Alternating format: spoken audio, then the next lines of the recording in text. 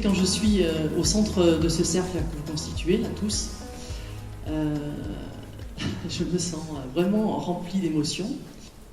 C'est un peu comme si j'étais reliée avec chacun d'entre vous, parce que c'est comme si nous partagions quelque chose qui est commun autour du co-développement, puisque vous êtes là si nombreux, réunis autour de cette phrase-là. Donc, en quoi le co-développement peut-il contribuer à la transformation individuelle, collective, entrepreneuriale et sociétale? Donc c'est là-dessus sur lequel vous aurez à avoir de nombreux échanges toute la journée. Et si vous êtes là aujourd'hui, pour moi, c'était une petite idée, une toute petite idée, qui a commencé il y a quelques mois, voire quelques années. Et quand j'ai commencé à en parler à certaines des personnes que je côtoyais, j'ai entendu si un jour tu fais quelque chose, je serai là. Donc merci d'être là, merci d'y avoir cru. Quand on a réfléchi à la forme qu'on voulait donner à cette journée, il nous a semblé naturel que le co-développement était un système ouvert, c'était de l'envisager sous forme d'un forum ouvert. Donc un grand merci, parce que sans vous, cette journée, cet événement ne pourrait pas exister. J'ai été très touchée, Claude, par ta spontanéité et ta générosité à être présent aujourd'hui, à nous aider à construire cette journée. Donc pour moi, c'était effectivement très important. Et j'aurais envie de savoir, te laisser la parole et puis demander c'est comment pour toi, du coup, d'être parmi nous aujourd'hui. Très ému, très ému. D'abord, merci beaucoup de l'invitation. Merci à vous, chers amis et complices du groupe de co-développement.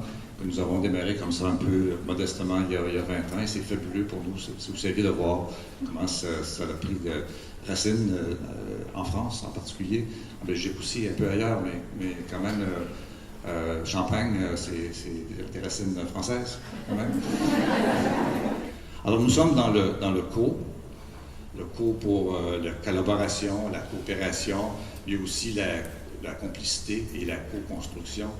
Alors, commençons et continuons la journée entre les mains d'une Française québécoise. Ce qu'on attend aujourd'hui, c'est du leadership, vous en avez tous, de l'expérience, je pense que vous en avez tous aussi.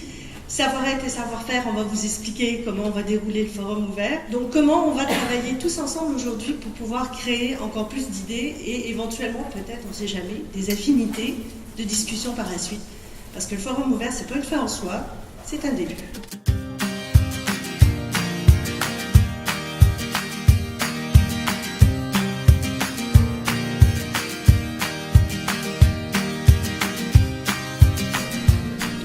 Alors mon sujet, c'est un questionnement sur l'accréditation, fermeture du marché ou gage de professionnalisme.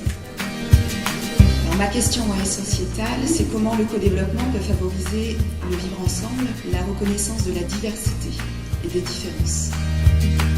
Bonjour, la question c'est en quoi le co-dev permet d'accompagner une transformation durable.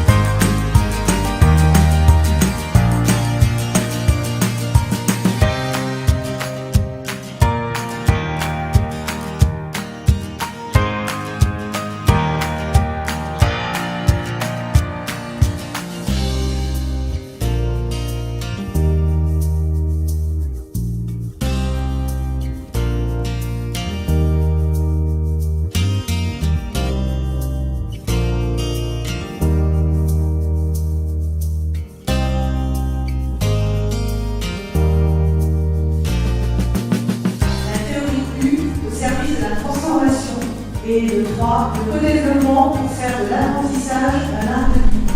Je vous laisse rejoindre vos ateliers et vous souhaite à nouveau 30 minutes de bonheur d'échange.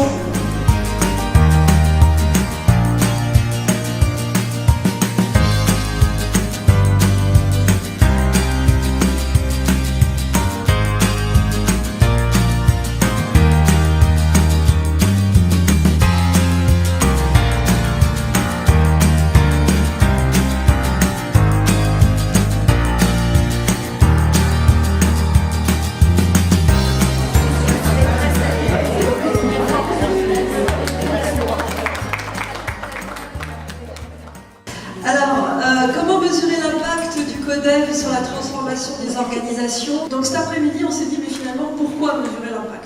Il y a déjà eu une première question qui était, à quoi ça va servir? On y a vu deux enjeux essentiels. Un qui est en interne, quand c'est utilisé dans certains endroits, dans les organisations, dans les services, comment essaimer, comment diffuser en fait. Donc comment faire savoir l'impact de façon à ce que ça soit utilisé par encore plus de personnes.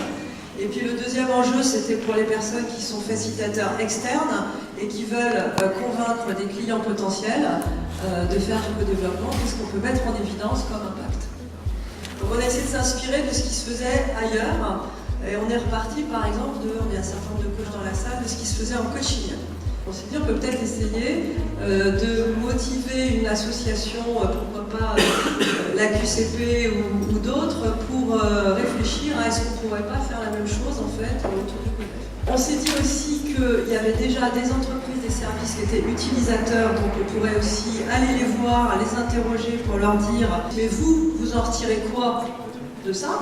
Après, sur le modèle un peu de ce qui se fait pour évaluer les formations dans les entreprises, on s'est dit qu'on pourrait imaginer des questionnaires, alors bien sûr autodéclaratifs, d'évaluation de avant, comment je me sens, sur quoi je me sens compétent avant de commencer à faire du co-développement en tant que participant, pendant, après.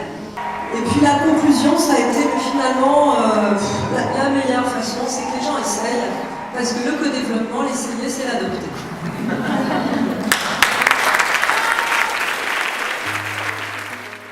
Donc avec Brian, nous allons être les porte-parole d'un groupe nombreux. Gilles et Suzanne se sont trouvés confrontés à quelqu'un qui était plutôt dans le scepticisme. Et du coup, il avait un jeu de ping-pong pas très agréable pendant le co-développement.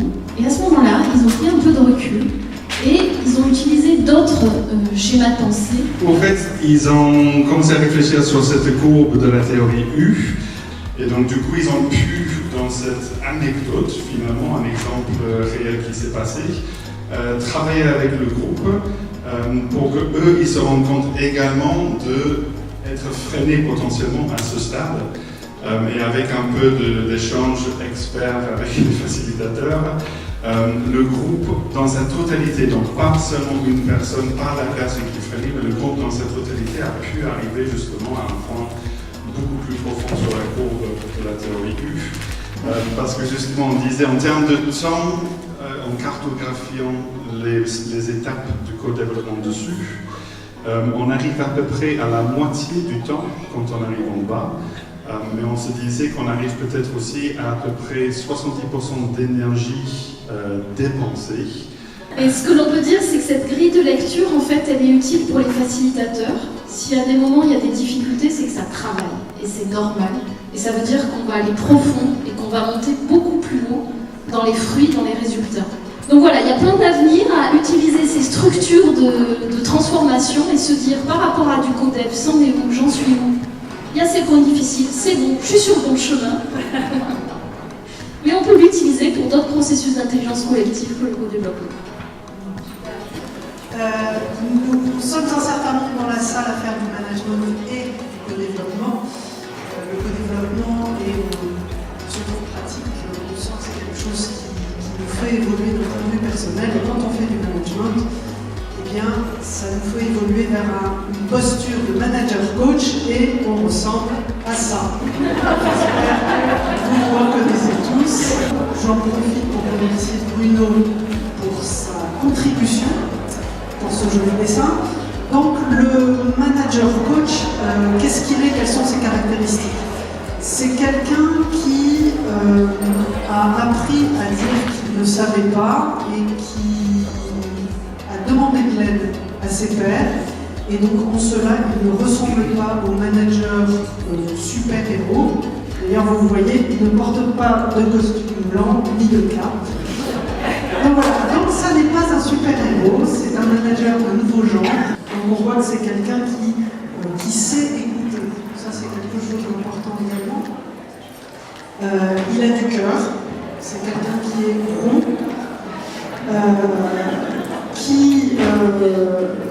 mais qui travaille avec le collectif, à la fois donc ses pairs vers qui il se tourne lorsqu'il en a besoin, mais aussi avec son équipe.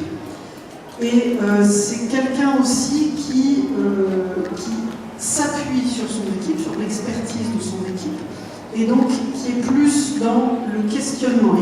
Effectivement, tout ça se passe dans un cadre dans lequel il s'inscrit et qui est donc rassurant et qui permet de ne pas faire n'importe quoi et qui va avoir du sens. Merci. Comment faire entrer le CODEV à l'école. On a la chance d'avoir 2 enseignants qui sont venus se joindre à nous et qui nous ont parlé de leur expérience de terrain. Et elles l'ont donc introduit dans la classe de façon adaptée avec les enfants. Mais par contre, les bénéfices, c'est qu'il y a vraiment une ambiance beaucoup plus positive dans la classe. Une sécurité, une confiance et les enfants se sentent plus rassurés. Ils peuvent parler plus librement. Il faut soutenir ces enseignantes.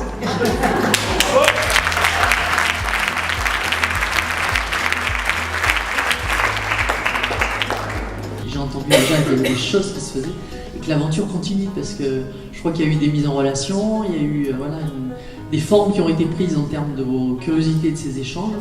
Et je crois que c'est pour ça qu'on avait rêvé de ce forum ouvert aussi, que ça continue. Voilà. Et on a réfléchi ensemble, on a interagi, vous avez des projets d'action, c'est fabuleux, ce n'est que du co-développement de A à Z.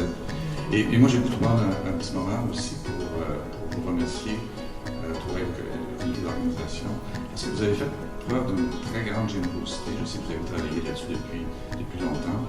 De tenir un événement comme celui-là, c'est un peu s'oublier aussi pour en faire profiter les autres. Alors, s'il vous plaît, faites du bruit. Pour remercier.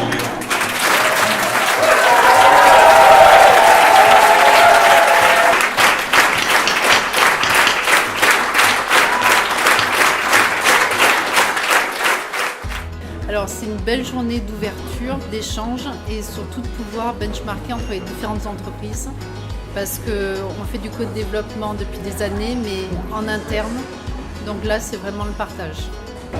Très riche, plein de rencontres différentes, on fait un contact facile, des expériences différentes. Ce qui est intéressant, c'est qu'il y a différentes entreprises, des grosses, des petites, et des gens qui sont à des stades de déploiement du CODEV à tous les niveaux. Donc c'est intéressant de voir des gens qui sont où on était il y a 2 ans, qui sont là où on sera peut-être dans 2 ans. Donc une belle richesse. Je trouvais ça très intéressant,